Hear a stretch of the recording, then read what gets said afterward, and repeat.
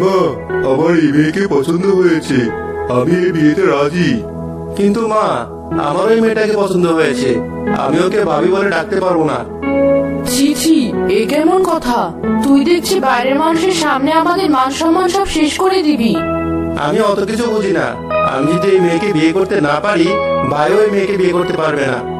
তোকে নিয়ে দেখি মহা ঝামেলায় পড়লাম। আপনাদের অনুমতি পেলে আমি একটা কথা বলতে চাই। ভাই, আমি আমার ছেলের আচরণে খুবই লজ্জিত। ওর কথা শুনে যদি আপনার মনে হয় আমাদের ঘরে আপনার মেয়ের বিয়ে দিবেন না, এতে আমার কোনো আপত্তি নেই। না না, সেটা না, আমি অন্য আরেকটা কথা বলতে চাই। অবশ্য কথা বলার চেয়ে আপনাদেরকে দেখালে হয়তো বোঝাতে সহজ হবে। ঠিক আছে, দেখান। মিনিমা, এদিকে আয় তো। আসসালামু আলাইকুম। আপনারা সবাই ভালো আছেন?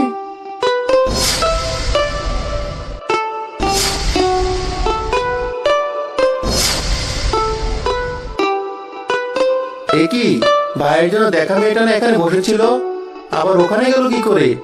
ছিল বলতে মেয়েটা তো এখনো ওর আগে জায়গাতেই বসে আছে। মা, আমার মাথায় কিছুই ধরছে না, তুমি আমাকে বোঝাও কি হচ্ছে এসব। সহজ একটা ব্যাপার নিয়ে বেশি চিন্তা করতে গিয়ে বিষয়টাকে আরো জটিল বানাচ্ছেন আপনারা। আমার আসলে দুই মেয়ে, আর ওরা দুজনেই যমজ। আপনার দুই ছেলে যদি রাজি থাকে, তাহলে আমার যমজ দুই মেয়েকেই বিয়ে করতে পারে ওরা। এই তো বেশ ভালো খবর। তোরা কি রাজি? ছোট যদি রাজি থাকে আমার কোনো আপত্তি নেই। রাজি না হওয়ার কি আছে? এভাবে তো আমাদের দুজনের ইচ্ছাই পূরণ হবে। কিন্তু কে কাকে বিয়ে করবে? তাও কথা, দুজনের মধ্যে কার আগে জন্ম হয়েছে? যে মেয়েটা আপনাদের সামনে বসে আছে সে আমার ছোট মেয়ে তিনি, আর যে মেয়েটা কেবল আসলো সে আমার বড় মেয়ে মিনি। তাহলে আপনাদের ছোট মেয়ের সাথে আমার ছোট ছেলের, আর বড় মেয়ের সাথে আমার বড় ছেলের বিয়ে দিতে চাই আমি। আপনারা কি প্রস্তাবে রাজি? জি অবশ্যই। এত বেশ খুশির সংবাদ।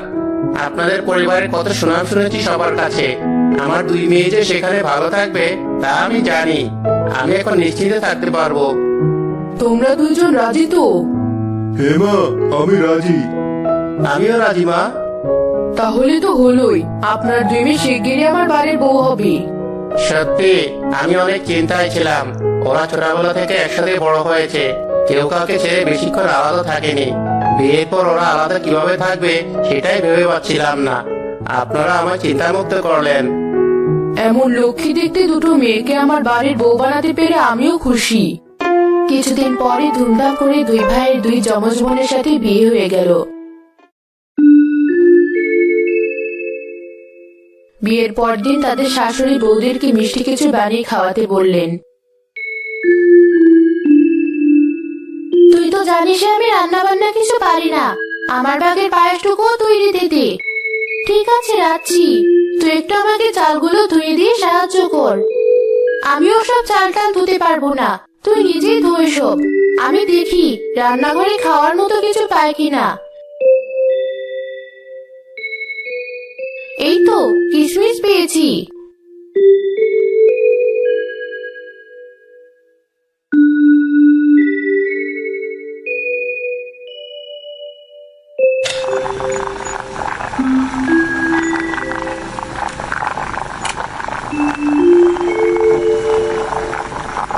আমি বাদাম কাটছি, চুলোর জাল বেশি, তাই পাতিলের পায়েসটুকু উপচে পড়ে যাচ্ছে। জালটা একটু কমিয়ে দে। পারবো না, আমি কিশমিশ খেতে ব্যস্ত, তুই কমা। হায় হায়, মা আসছি, যাই চুলোর জালটা তাড়াতাড়ি কমিয়ে দে। এই তুই সর, আমি কাটবো বাদাম।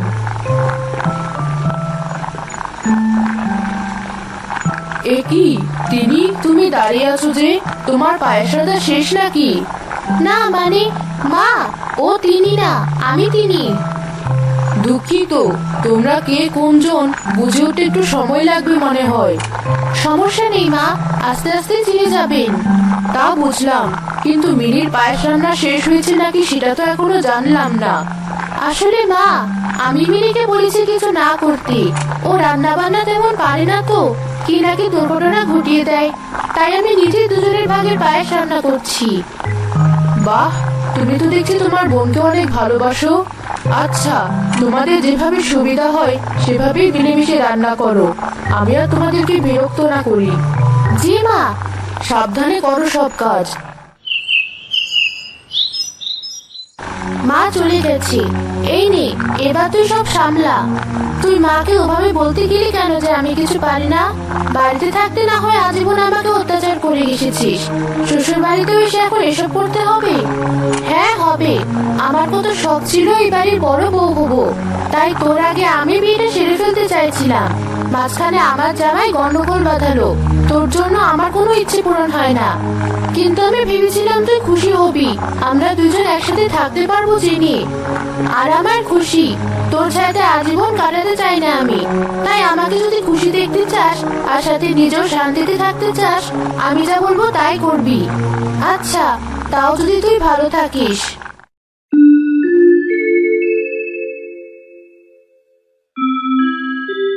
মিনি, উঠোনে দাঁড়িয়ে দাঁড়িয়ে কি করছো? এই দেখো, তোমার জন্য স্বর্ণের কানের দুল এনেছি। পছন্দ হয়েছে?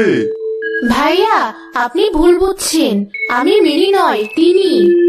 ও, ক্ষমা করে দাও, ভুল হয়ে গেছে। আচ্ছা বলো তো, এই কানের দুল জোড়া তোমার বোনের পছন্দ হবে কিনা? এত সুন্দর কানের দুল পছন্দ না হয়ে যাবে কোথায়?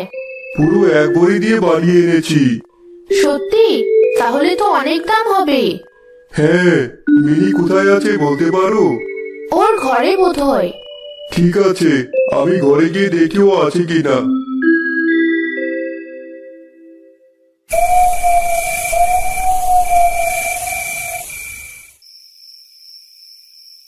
ভাবি, নিজের বউকে ভাবি বলে ডাকছো কেন? আসলে দ্বিধায় পড়ে গিয়েছিলাম, এটা তুমি নাকি ভাবি ভেবে। হয়েছে থাক, এবার বলো নতুন বউয়ের জন্য কোনো উপহার এনেছো কিনা? এনেছি তো। তোমার চোখ বন্ধ করে হাত দুটো সামনে রাখো। এই নাও, রাখলাম। এবার চোখ খোলো। এসব কি? গয়নার বাক্সের ভিতরে তো ছোট ছোট কানের দুল, যে খালি চোখে দেখাই যাচ্ছে না। তোমার পছন্দ হয়নি? এগুলো কার পছন্দ হবে আবার? আরে তোমার ব্যাগই দেখে কিছু শেখো। আমার বোনের জন্য পুরো এক ভরি স্বর্ণ দিয়ে কানের দুল বানিয়ে এনেছি, আর তুমি আমাকে যে কানের দুল দিয়েছো তা তো এক আনাও হবে না। বড় ভাইয়ের সাথে আমার তুলনা করলে চলে বলো? ব্যবসার দায়িত্ব তো সে বেশিরভাগ সময় একাই সামলায়। ভবিষ্যতে যখন আমিও ব্যবসার একটা বড় অংশ সামলাবো, তখন তুমিও পাবে। তার আবার পাওয়া হয়েছে? কেন যে তোমার বড় ভাইকে রেখে তোমাকে বিয়ে করতে রাজি হলাম? কি হয়েছে বৌমা, কোনো সমস্যা? আমার ছেলে কি তোমাকে কিছু বলেছে? না মা, তা হবে কেন?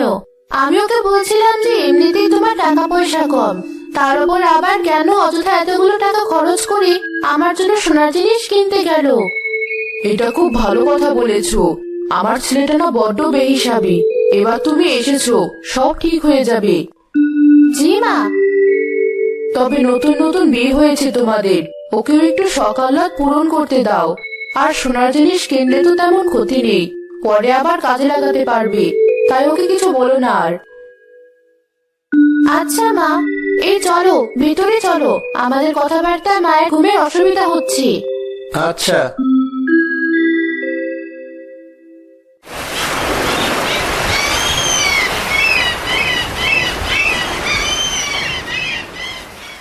কিছুদিন পর দুই বোন মিলে বাড়ির সব কাজ করছিল। মিনি তিনিকে বলল, আমাকে এক বালতি পানি এনে দে না, ঘরটা মুছি।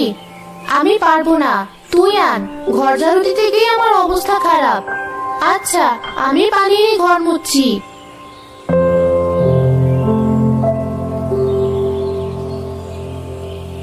মিনি, তোর ঘর মোছা শেষ হয়েছে? হ্যাঁ। এখন না কাপড় ধুতে যাবি? এই নে, আমাদের কাপড়গুলো ধুয়ে ফেল।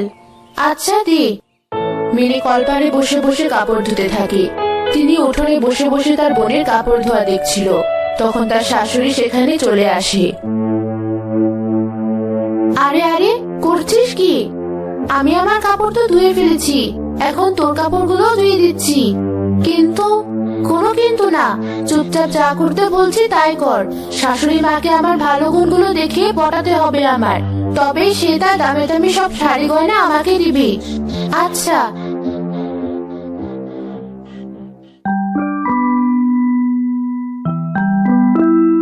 আরে বৌমা, তুমি একা এত কাজ করছো কেন? দুজনে মিলে করো। না মা, অল্প কিছুক্ষণের পার্থক্য থাকলেও ও আমার বড় বোন। ছোট বোন হয়ে ওকে দিয়ে আমার কাজ করাতে গেলে মনে হয় ওকে অসম্মান করছি। তুমি কত ভালো একটা মেয়ে, তোমার মতো বৌমা পেয়ে আমি সত্যি ভাগ্যবতী। আচ্ছা, আমি তাহলে তোকে টিউবওয়েল থেকে পানি চেপে এনে দেই। না না, আমি থাকতে তুই টিউবওয়েল চাপবি কেন? আমি আনবো পানি। সাবধানে পা রাখ তিনি, সাবান পানি পড়ে জায়গাটা পিচ্ছিল হয়ে আছে। কিছু হবে না এখনই। কথা বলতে বলতে তিনি হঠাৎ পা পিছলে পড়ে যেতে ধরে। মিনি দৌড়ে তাড়াতাড়ি তিনির কাছে ছুটে যায়। তিনিকে বাঁচাতে গিয়ে সে উল্টো পিছলে পড়ে যায় আর টিউবওয়েলের সাথে তার মাথায় বাড়ি লাগে। হায় হায়, এ কি হলো? বড় ছোট তোরা কোথায়? দেখে যা, মিনি বৌমার মাথা থেকে রক্ত চড়ছে। হায় হায়, ছোট, জলদি একটা ভেন ডেকে নিয়ে আয় বাজার থেকে। মিনিকে এখনই হাসপাতালে নিয়ে যেতে হবে। আচ্ছা ভাই।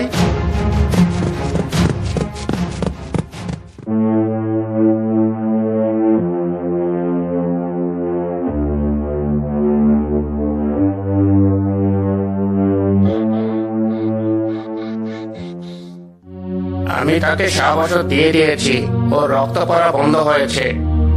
মিনির জ্ঞান ফিরেছে কি? না, এটাই এখন প্রধান সমস্যা। মাথায় অনেক জোরে আঘাত লেগেছে ওর। 3 দিনের মধ্যে জ্ঞান না ফিরলে জানি না কি হবে।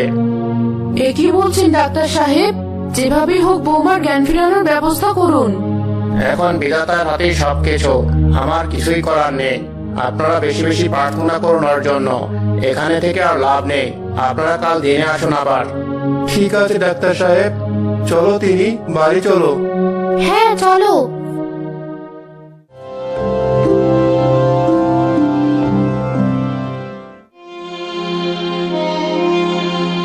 কি ব্যাপার তিনি? তোমাকে বাড়ি আনলাম যাতে একটু ঘুমোতে পারো, কিন্তু তুমি দেখি চোখ বন্ধ করার নামই নিচ্ছ না। কিছুতেই ঘুম আসছে না আমার। তুমি জানো, আজ পর্যন্ত একদিনও আমরা দুই বোন কখনো এক রাত আলাদা থাকিনি, এই প্রথম। চিন্তা করো না, কাল সকালে ভাবের কাছে নিয়ে যাবো তোমায়।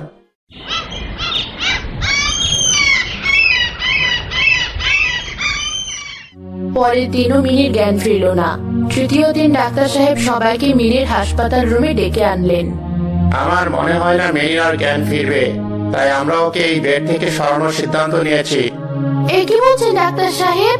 আমার বোন একদম ঠিক আছে, একটু পরে জ্ঞান ফিরবে ওর। এই মিনি, চোখ খোল, দেখ আমি টিনি। তোকে অনেক জ্বালিয়েছি আমি, তাই না? এজন্য অভিমান করে কথা বলছিস না। কথা দিলাম তোকে আমি আর জ্বালাবো না। এসব পরে লাভ নেই, সে কিছুই শুনতে পাচ্ছে না। না, ও শুনছি। ওর জায়গায় আমি থাকলেও কখনোই আমাকে ফেলে রেখে যেত না। আমাকে বাঁচাতে গিয়ে আজ ওর এই অবস্থা। মিনি, কথা বল। আশ্চর্য, রোগীর জ্ঞান ফিরছে। টিনি, তুই ঠিক আছিস তো? কোথাও ব্যথা পাসনি তো? আমি ঠিক আছি, তোরও কিছু হবে না বোন। মিনি সুস্থ হওয়ার পর বাড়ি ফিরে আসে আর তিনি তার ভুল শুধরে নিয়ে দুই বোন একসাথে মিলেমিশে থাকা শুরু করে।